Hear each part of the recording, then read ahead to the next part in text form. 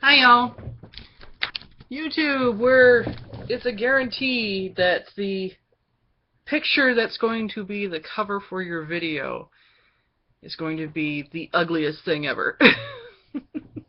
I seem to have lost the video where I was talking about the LBCC Historical Cosmetics store. And I've ordered a couple more things that are supposed to be stains or rouges that the nice lady who runs the store made them, and the reason for that is because I absolutely love rouges. It gives me color to my lips and my cheeks where I want them to be. One of the rouges that did not work well for me, but it's mainly due to my horribly oily skin, is the Rouge de Beauty, and this one is from a Nostradamus recipe. It's an oil base, so really all it does is sit on my skin and doesn't soak in. But for somebody who has drier skin than mine, it's a guarantee it'll soak in, because I use this on my lips, and my lips usually are exceptionally dry. It just doesn't deposit very much color for me. Now, I'm sure it'll be a different story for anybody else. The first thing I would suggest doing with this one is, or anything like this, it's a natural product. So what you got is alkanet and almond oil in here. And alkanet is a natural colorant. It tints things red, or purplish red, something like red violet or something like that. And what you do is you shake it up to make sure you mix that red colorant into the almond oil, and then uncork and then apply it. The thing you would do with this in particular, if it actually sank into your skin, is let it sink into your skin first, which takes about 15 minutes. It takes a bit to let this stuff sink into your skin, though for me, it only sits on top. And then once it's sunk into your skin, you take the color and you start rubbing it into your skin and placing it where you want it. I can't do that with this, but I'm sure somebody else could. The almond oil is really good for your skin, so it's not a complete and total loss for me, because I can just use this on my lips and let the almond oil do its magic and make them a little nicer than they normally are. A rouge that also doesn't really do much for me is the solid Turkish rouge. This is a little too sheer for my taste. I like a bit more color. And I'm sure my camera's not going to pick it up, but I'm going to try. And yeah, it's not going to pick it up very easily. It's supposed to come out a nice red, and it does come out a nice red on my skin, but it's not a very dark red. And by that I mean it looks almost orange on my skin. It's not very flattering, and it's very sheer. And this is intended for the lips, not the cheeks. This is more or less like using a lip gloss, or a tinted balm, actually, is a better description.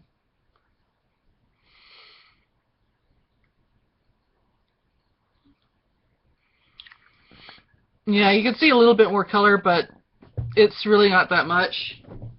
I use this more as a tinted colorant, but it soaks into my skin too fast, so it can't stay around, and the color doesn't stay around for me that long. One rouge that I absolutely adore, and I use this all the time. I use this on my cheeks mostly, and I use something else on my lips, but I do sometimes use this on my lips as well. And it is a coral pink rouge called Le Fleur de la Jeunesse. This stuff is amazing, and my camera... Okay, let me explain something. My camera makes things look more orange than they really are. This is looking orange in the camera, but really it's not as orange as that. This one actually starts off a lot more sheer than it comes out later, but the more you use it, the more concentrated it gets down. And the best thing about these natural rouges from the store is that you can melt them down and then stir them, and they'll be like new again. And you can use these a long time. I've had this for about a year, and I've only used about half of it. I've got another one in my cabinet. This stuff is amazing.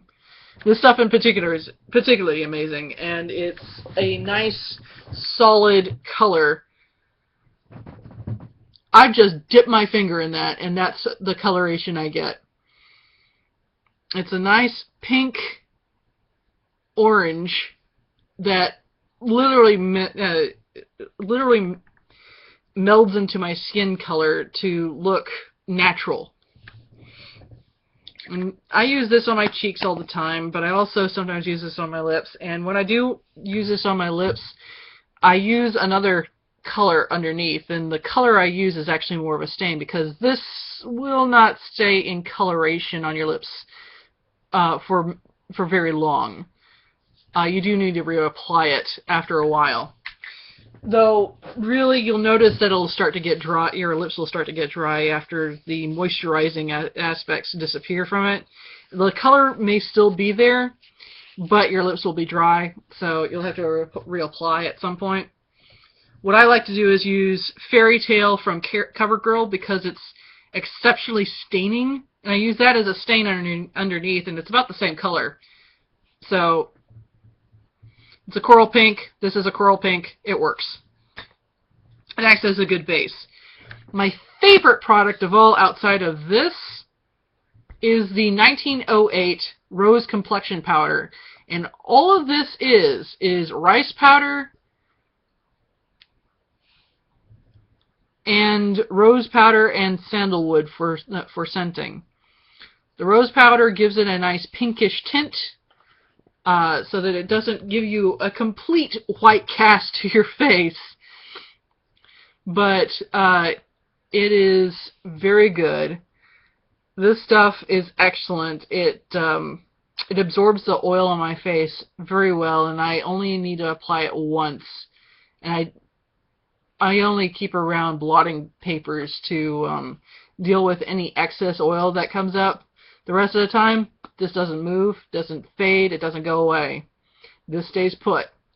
And this is the best facial powder I've ever used in my life. And this is the small container, mind you. It's about the same size as an Airspun container. Airspun, I think, is slightly bigger, but not by much. This stuff, when you open it, you have to knock it a little bit to get the powder. Because I turned it on its side, it's now collected on one side. You have to deal with it as you would any powder. But when you deal with it, it comes out really nicely. It takes very little to powder your face. I mean, very little. What I do is I use an old blush brush, and I dip it into the powder and tap it off into the lid, and then start sweeping over my face in sections. And I use more from the lid, what I tapped off into the lid, onto my face until my face is done, and I usually have some left over in the lid, and I tap that off back into the container. It literally doesn't take very much to cover your face. So this small container, she's got the big container in her shop. This big container, this small container has lasted me since, you know what, almost a year. No, take it back. About 6 months. I've only made a dent in it. A year, I'm sure a year will go by, and this will still be plentiful in here. I may get the big version, but again, it lasts a long time. And with these natural cosmetics, they're intended to last a long time. They're not like the others, and these are very cheap, mind you, too. This is like $8 or $10, something like that. Same goes with this. This was only $10, and it'll last you forever. I shouldn't say forever, but it will last you a long time. This was $8. This will last you a long time if you don't do the experimentation that I was doing with it. This was $8. It's lasted me several months, if not almost a year. So I highly recommend the LBCC Historical Cosmetics for natural cosmetics that will last you a very long time. As I said, these are intended to last a long time.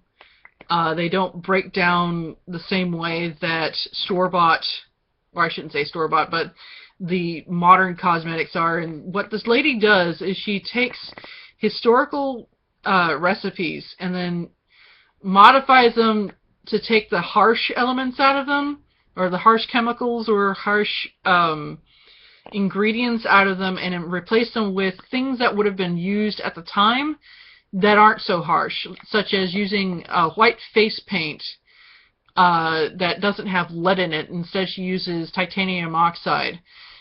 So it's a nice sunscreen. It gives you a white cast. It gives you the white face. And it uses also castor oil in there, which is also beneficial in fading scars on your face. So it's really good for your skin. She uses this, which has beeswax and a number of other natural elements in there.